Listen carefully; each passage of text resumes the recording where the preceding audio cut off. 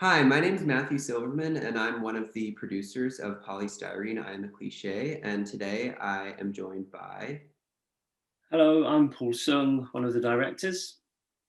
Hi, I'm Celeste Bell, one of the directors.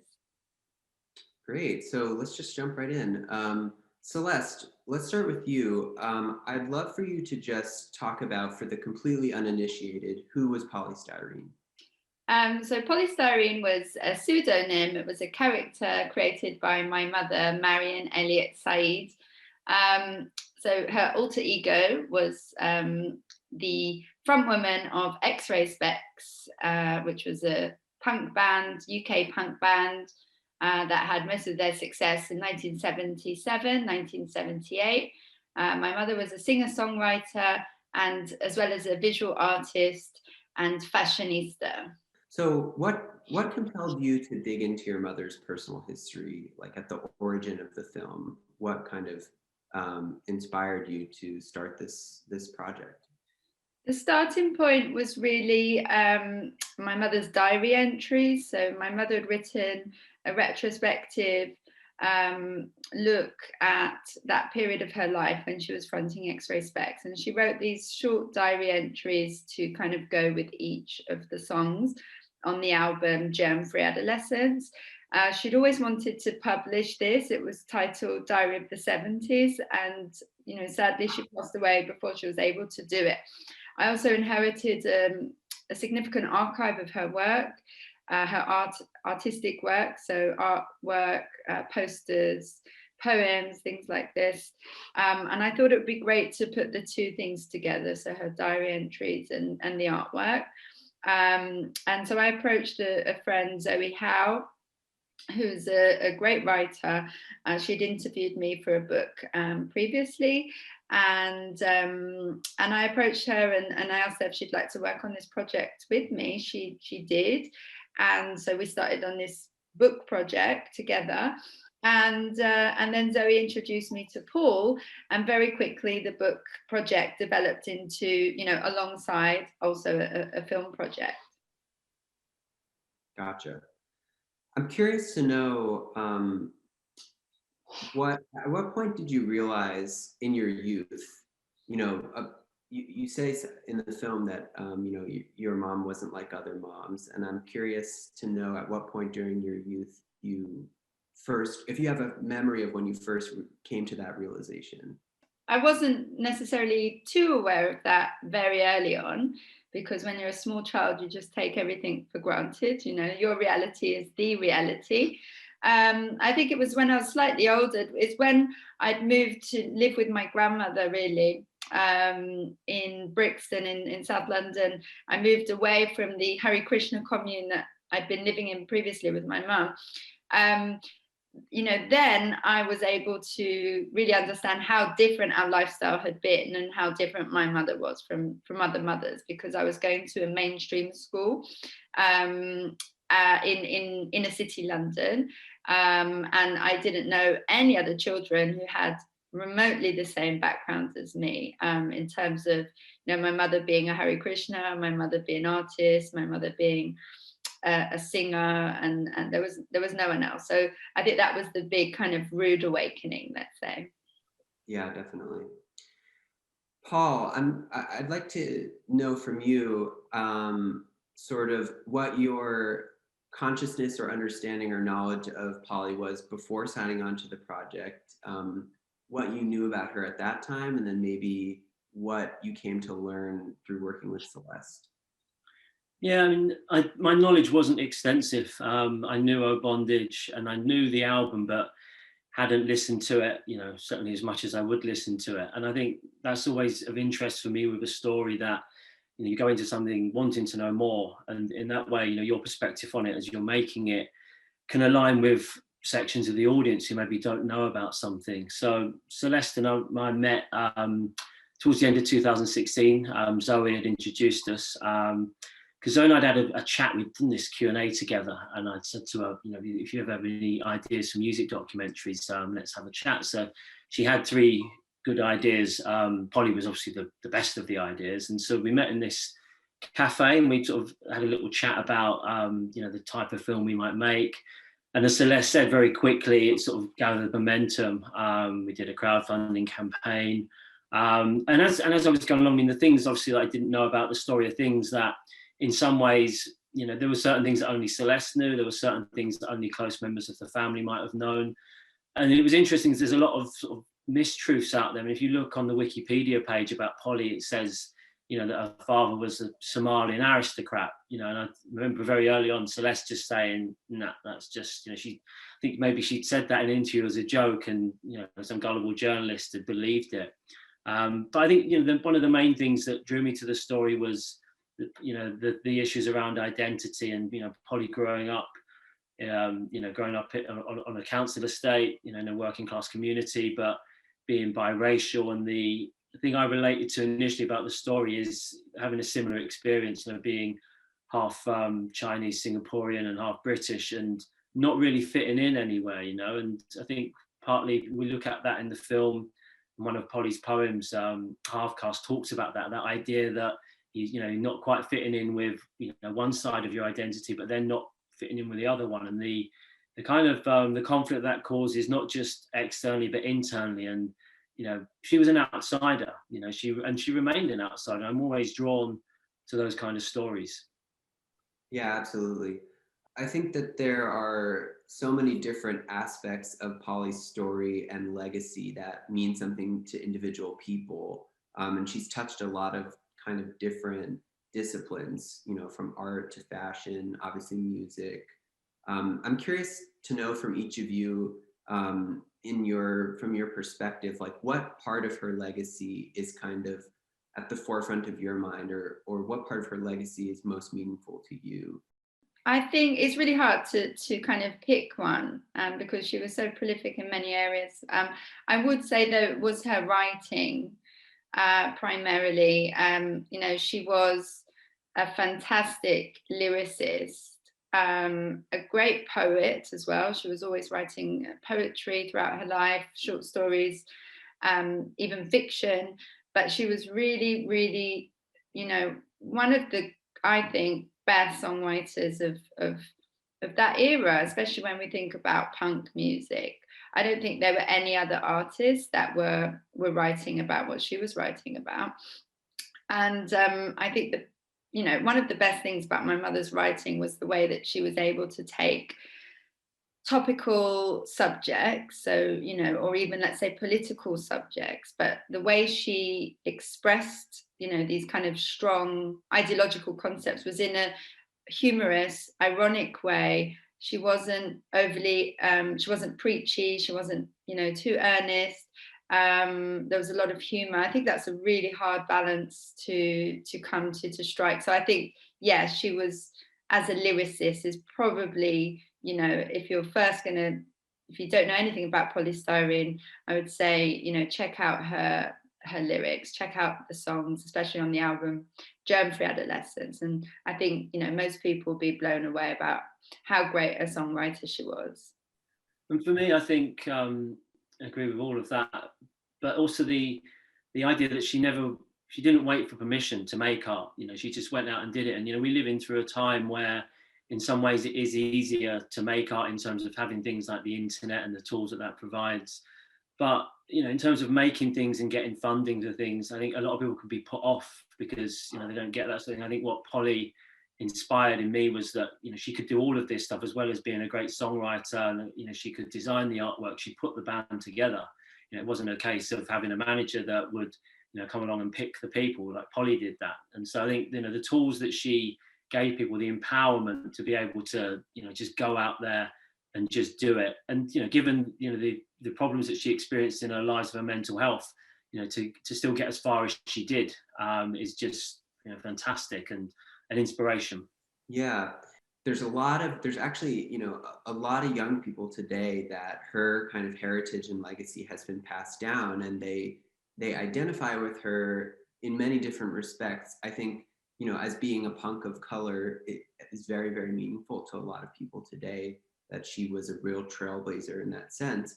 But to your point, kind of Paul, that I think, you know, especially among today's youth, there's definitely a DIY kind of spirit and culture you know, not asking for permission to create art. And I think that's really in keeping with Polly's legacy as well. I wonder if, I know this is kind of on the fly, but I'm really interested in that aspect, you know, that tradition has lived on through today. And I wonder if you have any thoughts on that link between kind of her spirit of creation and the, you know, the DIY movement of today.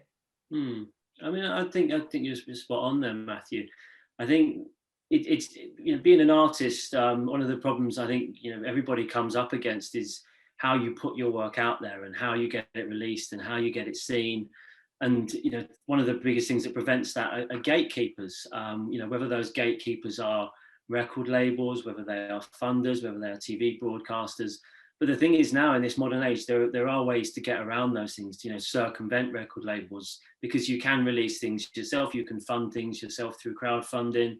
And I don't think, you know, record labels and broadcasters and funders are going to, you know, suddenly just be extinct. But I think if you're determined enough and you're canny enough, you know, you can kind of get around them. And it would have been a lot harder in Polly's day because you had to go through the record company, you know, and there wasn't the internet and anything like this. So today is, you know, it's much more exciting. I think, you know, it's really great that people though do look back and look at people like Polly, you know, and look at her, you know, not just her what she did as an artist, but in terms of the things that she predicted. You know, she was, you know, like a Cassandra-like figure, that a lot of the things she was speaking about, you know, weren't necessarily being taken as seriously at the time, whether it was climate change, whether it was, you know, the impact of mass consumerism. But 40 years on, those topics and issues are at the forefront of modern debate. You know, she was far, far ahead of her time. As Pauline Black says in the film, you know, the world is playing catch up with polystyrene, not the other way around. I would like to, I totally agree with Paul. I'd like to temper that though with, you know, there is something important to remember, that when my mum was making music and she was doing what she was doing, it was a very different time. And in some ways, it was actually easier for my mum because she lived in a time where, you know, the economy was such, and cities like London, New York, were in a different economic situation where she could afford to live in London. She could afford to live in central London. She could live in a squat. You know, she always told me in those days you could just live in a squat and you could sign on, and that would, you know, that would enable you to spend all your time just working on your art. Now it's a lot more challenging for young people to be creative and to live. You know, they often have to have 1, 2, 3 jobs, and you know, and yes, there's the internet, but it's, you know, it's like so many people trying to do the same thing, so it can be really challenging. And I think maybe one of the kind of maybe a source of comfort from the film and from my mum's story is that my mother reached commercial success very quickly. You know, she went through the DIY route, but she was, you know, very soon she was on top of the pops, and she had a record deal with a major label. But that kind of commercial success didn't necessarily make her happy.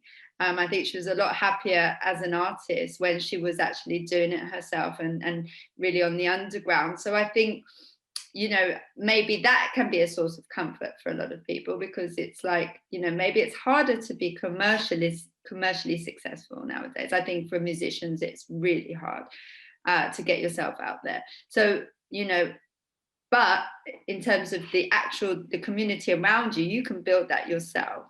And there are all the tools there to manage yourself, to have your own label, to be in total control of your rights and your music. And maybe you can't buy a house on it, but, you know, there's something to be said for kind of keeping it real in that sense, and doing art for art's sake, not to get rich. Yeah, I think that's a really great point.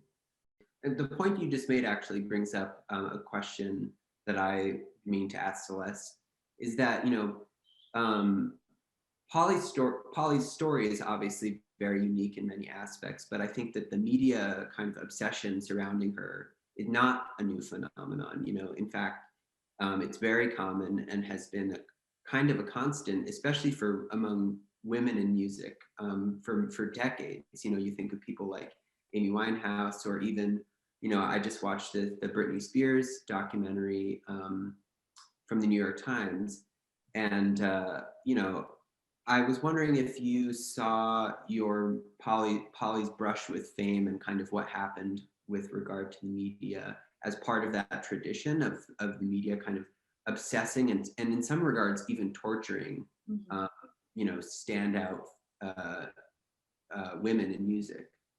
I think sadly, yes. Sadly, you know, the legacy continues, and you know, women after women, especially young women, are submitted to an unreasonable amount of pressure from the industry and from the media.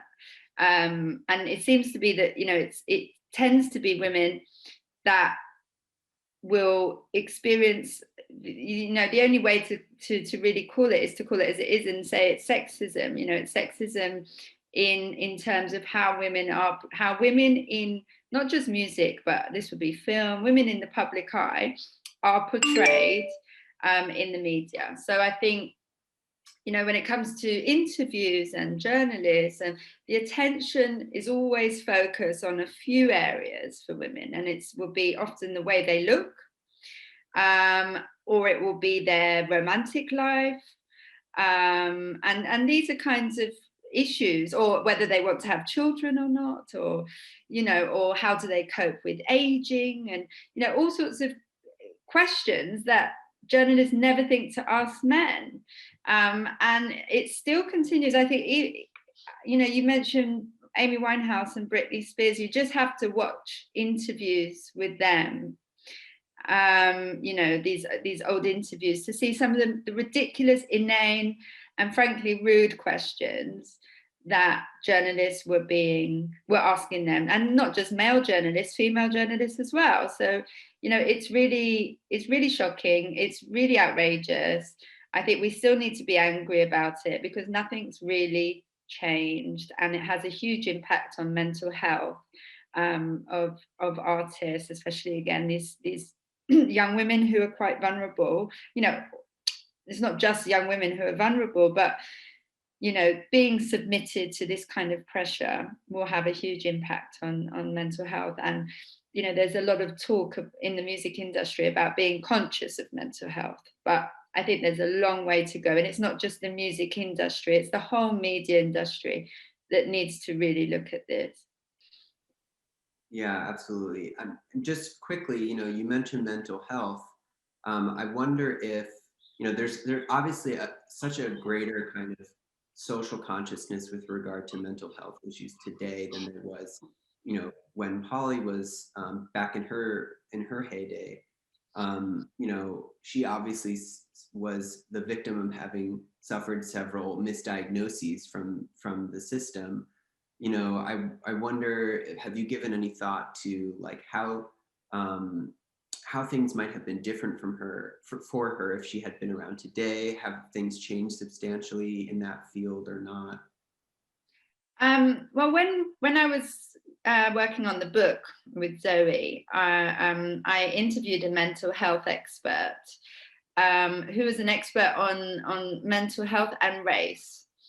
And it was, you know, really enlightening talking to him. And one of the things that he told me was that, you know, people of colour, Black Britain specifically, are disproportionately misdiagnosed with schizophrenia.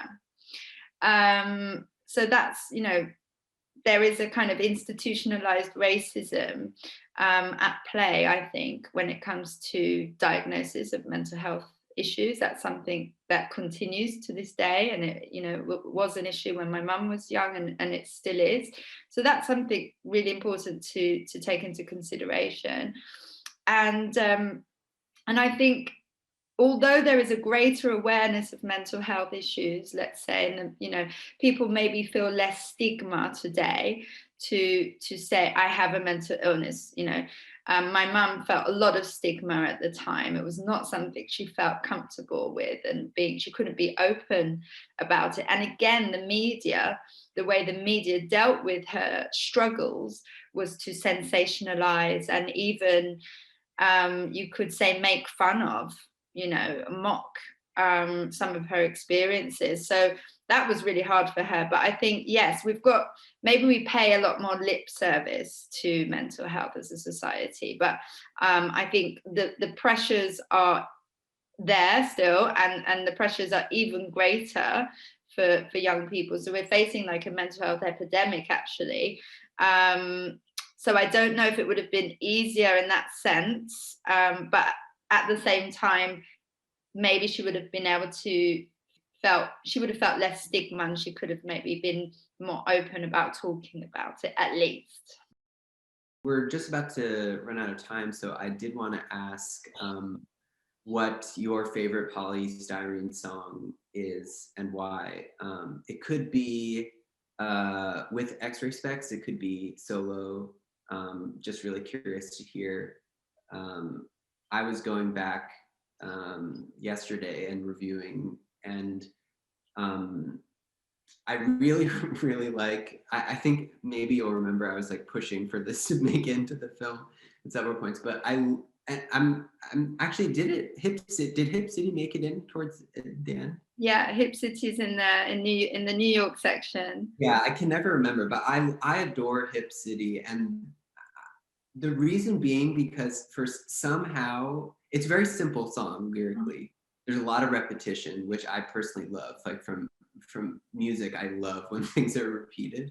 But it's such a simple song. But for me, somehow, like the few lyrics that she wrote, just capture the kind of like really simple essence of what it means to be a city dweller. Like, I live in the city. Some parts of it ain't pretty, but it's hip.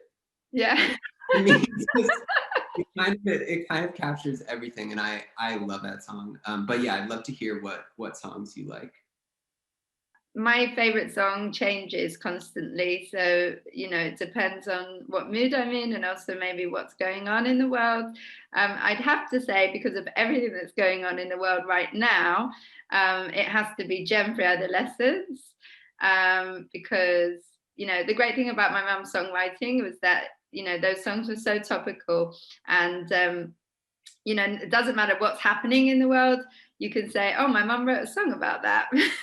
So I think Gem for Adolescence is definitely a song for our times. It's a song for 2020, 2021. So I'm going to go with that one, but it changes all the time. And I do think every song on the album, on Gem for Adolescence, is a hit kind of thing. And all the songs are also melodically so catchy. So it's a really hard thing to choose. So I'm going to go today with Gem for Adolescence. I mean, like Celeste, it does change. I mean, early on, it was obviously Bondage, then it switched to Day the World Turned Dayglow. Then it was Highly Inflammable for a while. I just couldn't get that song out of my head.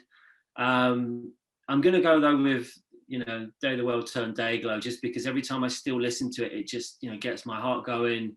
And it's just, it's always relevant, and it's just the vocal delivery, it's just an anthem, and I think if we were going to sort of play, if someone said to me, like, play one Polystyrene song to someone who'd never heard, a Polystyrene song before, it would be Dayglow. But as Celeste says, that's an album full of singles, it's in my opinion, the best punk album.